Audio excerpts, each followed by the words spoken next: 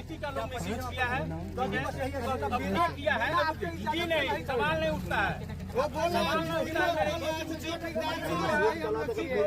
नमस्कार, हम है विकी विजेंद्र रघुआ, देखा था BNM TV border news mirror. अभी हम लोगों के बता दी कि हमारा पीछे जो अपनी बिल्डिंग बन रहा देखा तो के ई बिल्डिंग लौखान पंचायत के खैरावट वाला लौखान में बन रहा बा। और यहाँ ई बिल्डिंग के निर्माण माने एक कदर से कल जाता है कि ई बिल्डिंग अगर बनला के बाद अगर देखल जाए तो 2 साल 4 साल बाद ई निश्चित रूप से जमींदोज हो जाये। ये चलते जमींदोज हो जाये कि ये बिल्डिंग के अंदर इतना तगड़ा काम ठेकेदार के द्वारा कल जाता कि इतना तगड़ा काम अगर रघुआ देख लेम तो कहीं रघुआ एक काम के देख के बेहोश भी हो सकता नहीं। हम लोग के बतावे के प्रयास करें कि यहाँ लोग जे भी मकान बनेला बिल्डिंग बनेला उसमें जब चुनाई के काम होखेला तो चुनाई के काम में सीमेंट बालू के प्रयोग होखेला। और यहाँ का होता है कि यहाँ सीमेंट तो लागत है, लेकिन अब कितना मात्रा में लागत है एक तो जानकारी अभी पुख्ता हमरा पहले नहीं थे। लेकिन हम लोग के बालू का क्वालिटी दिखावे के प्रयास करें कि यहाँ बालू अपने के अगर एक ट्रक अगर बालू हो तो 5 ट्रक में मिट्टी मिलावल जाता और 5 ट्रक मिट्टी और 1 ट्रक बालू मिला के और ये बिल्डिंग के निर्माण कर जाता। अब रघुआ एक अंदाजा लगा सकता नहीं कि जब ये बिल्डिंग अगर ए अनुसार अगर बनी या जब बिल्डिंग खड़ा हुई तो ये बिल्डिंग कितना दिन टिक सकेला। हम लोग के बतावे के प्रयास करी कि ई सरकारी पंचायत भवन जौन आयल है नीतीश सरकार के जौन प्रोजेक्ट है वो प्रोजेक्ट के द्वारा ही ये मिनी ब्लॉक के निर्माण कर जाता। और बगल में हम लोग के बतावे के प्रयास करें कि ई बगल में जो लोग देखता नहीं ई बगल में हॉस्पिटल के निर्माण कर जाता। और ई हॉस्पिटल के अभी पिलर जब हम देखनी है तो पिलर के अंदर क्या होता है कि 1.5 बाई 9 इंच के पिलर जब बा वो पिलर के अंदर मोटाई दिखावे खतरा वो पिलर के अंदर ईंट रख के वो पिलर के ढालल गई बा।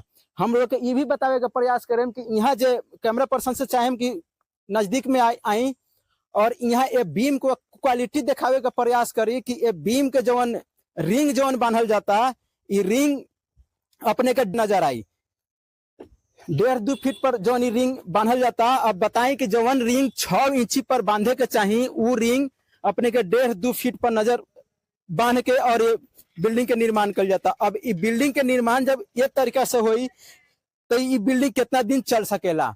बाकी यहाँ जो ग्रामीण वाले है वो ग्रामीण आके यहाँ लोग हम हंगामा करता रहे और ठेकेदार से जब ये विषय में जब बात कैले है तो ठेकेदार के तरफ से कहल ई जाता कि मिट्टी जो रहुआ बाहर रखल देखता नहीं ये मिट्टी अंदर भरे खतरा रखल गई रखा। लेकिन यहाँ मिस्त्री के द्वारा जो यहाँ कार्यरत मिस्त्री बारे वो मिस्त्री के द्वारा एक मिसयूज कैल गई बा। मिस्त्री के द्वारा जे कारण से ई बिल्डिंग के निर्माण एक तरीका से करल गई। आई हम यहाँ तमाम ग्रामीण बारे वो ग्रामीण से भी बात करे के प्रयास करें। यहाँ जिनका अंडर ठेकेदारी बारे वो ठेकेदार से भी बात करे के प्रयास करें। जे ये काम के करावत रहे वो मुंशी से भी बात करे के प्रयास करें कि आखिरकार इन लोग के रहते हुए ये बिल्डिंग के और ये हॉस्पिटल के निर्माण काहे ये तरीका से होता ये सब विषय पर चर्चा करें। और इनमें जितना भी कालाबाजारी होता जितना भी भ्रष्टाचार होता ये भ्रष्टाचार पर से हम पर्दा उठावे के प्रयास करें। तो आई हमारा साथ बना रही हम ग्रामीण से बात करे के प्रयास करता नहीं। ये काम जो होता ये कैसन काम होता। देखिए हम लोग तो यहाँ से नहीं थे, हम लोग शुरू से जो काम हो रहा था तो से पूरा घटिया निर्माण शुरू है। यहाँ सीमेंट बालू के अलावा इसे गिलावा से जोड़ा जा रहा है। हम लोग यहाँ आते हैं इसके बाद में देखते हैं यहाँ से चले जाते हैं। यहाँ का ठेकेदार है जो 2 नंबर काम करवाता है ऐसे घूस घास से लेकर के इसको पास करवा दिया जाता है। देखिए सारा से सारा एको कोई बढ़िया तरीके जोड़ाई नहीं हुआ है। यहाँ मिट्टी के अलावा कुछ भी नहीं जोड़ा हुआ है। काम यानी जड़ से लेके आज यहाँ तक आ गया। अब खिड़की के काम आ गया है। तो इतना दिन से आप लोग चुप काहे थे? तो हम लोग आते थे यहाँ चल जाते थे। स्टार्टिंग में है ना इस चीज के बारे में मतलब बोला गया था तब वो मतलब कि जिस टाइम में बोला गया था उस टाइम में बोला था इस चीज के बारे में सुधार होगा, लेकिन सुधार कुछ नहीं हुआ। लास्ट में मतलब अत्यंत होने के बाद मतलब गांव का पूरा ग्रामीण लोग इस चीज के बारे में विरोध किए हैं, तब जाके मतलब यहाँ पर्दाफाश होने का पूरा संभावना है। चाचा अपने ये घर तही बा? हाँ। कौन गाँव है? खैरावट वाला खान। और ये काम जवन होता है कैसन काम होता?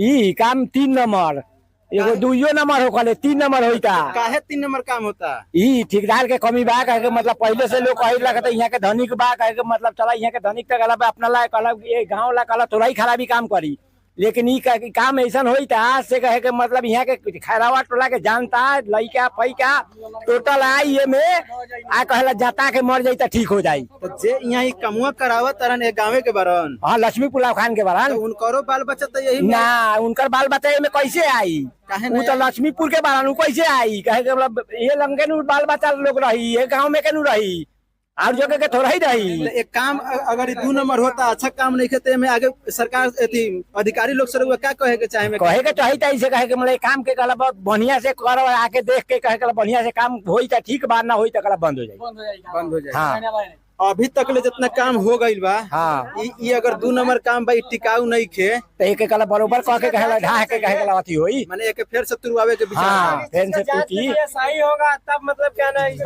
जांच करवाइए ठीक है नहीं ई काम ई कथी बनाता है। यहाँ पे पंचायत भवन बन रहा है और मिनी ब्लॉक है। उसमें मिनी ब्लॉक जो ब्लॉक का छोटा मोटा काम है वो सब होने वाला है यहाँ पे। इसमें जितना काम हो रहा है नीचे से लेकर ऊपर तक पूरा 2 नंबर है। अगर ये बिल्डिंग बनेगा भी तो ज्यादा से दिन टिकने वाला नहीं है, 2-4 साल में ये फिर गिर जाएगा। इस तरह पूरा से पूरा 2 नंबर काम हुआ है इसमें। इसके नीचे बीम में है ईटा फेंका गया है। आप लोग जब इस काम से खुश नहीं थे और इस काम के बारे में आप लोग ठेकेदार और मुंशी को बोले नहीं? पहले बोले थे, हम लोग सबको ही बोले थे, तो बोला कि आज के बाद से सही काम होगा, लेकिन फिर बाद में देखे फिर गलत काम हो रहा है। उसके बाद में हम लोग आज पूरा गांव के लोग इकट्ठा होकर इसको रोक लगाए हैं। ठेकेदारी आपका है? मेरा है। यहाँ ग्रामीण का आरोप लग रहा है कि काम यहाँ पे ढंग से नहीं हो रहा है, मैंने 2 नंबर काम किया जा रहा है और बीम जो डाला जा रहा है बीम के अंदर ईंट लोग दिखा रहा है कि ईंट रख के बीम को ढाला गया है। इस पे आप क्या कहिएगा? सुनिए कहीं नहीं रखा गया, आप जाके देख सकते हैं। मेरा छड़ है, चाहे सीमेंट है, चाहे बालू है, टोटल चीज आप देख लीजिए। वहाँ जाके क्या है, हमारा विभाग दिल्ली आके यहाँ चेक कर रहा है, विभाग जे आके यहाँ काम करवा रहा है, तब जे एसडीओ यहाँ आके काम करवा रहा है। हम गलत कैसे काम को कर देंगे? पब्लिक जो आरोप लगा रहे हैं, पब्लिक जो गलत आरोप लगा रहा है। जय साहब आपको क्या बोलेंगे? काम करवाइए इसी तरह से। किस तरह से काम करवा रहा है? मैंने जिस तरह अभी हो रहा है अभी एकदम उसी तरह से काम हो रहा है जिस तरह से लोग करवा रहा है। कहीं हमारा जाकर हमारा मटेरियल चेक कीजिए, आप बालू चेक कीजिए, गिट्टी चेक कीजिए, चाहे आप सीमेंट चेक कीजिए, या छोड़ आकर मेरा चेक कीजिए। आप अभी तो बताया ये भी क्या ग्रामीण का तो गलत आरोप है, ग्रामीण के गलत आरोप का कितना जवाब दें? वही चीज हम आपसे जानने के प्रयास करेंगे कि जब यहाँ पे मिट्टी भी सामने रखा हुआ है, मिट्टी से भी लोग मिट्टी रखे थे बरसात के लिए, हम लोग इसको भरवाने के लिए, लोग को बोलने के लिए बोल रहा है अपना। बरसात में अभी धरसेगा तो मिट्टी कहाँ से लाएंगे? बरसात में कहाँ से लाकर भरवाएंगे? ग्रामीण के आरोप है से वो मिट्टी सीमेंट में मिला दिया गया, कहीं नहीं मिलाया जा रहा है। ग्रामीण का गलत आरोप है, गलत आरोप है। तो जैसन की रहुआ देखने की हमें इनका ठेकेदार से भी बात करेगा प्रयास करनी। जब ठेकेदार यहाँ सरासर माने आरोप अपना ऊपर लेवे से परहेज करता रहे, उनका कहना में ये ग्रामीण के जो आरोप बा वो सरासर झूठा बा और ग्रामीण झूठ आरोप लगावता रहे हमरा ऊपर कि हम काम गलत तरीके से करावता नहीं। इनकारा तरफ से जो भी काम होता वो 1 नंबर काम होता। फिलहाल ऐसा नहीं छोट बड़ खबर खातिर बना रही। हम विकी विजेंदर, BNM TV, घोड़ा सहान।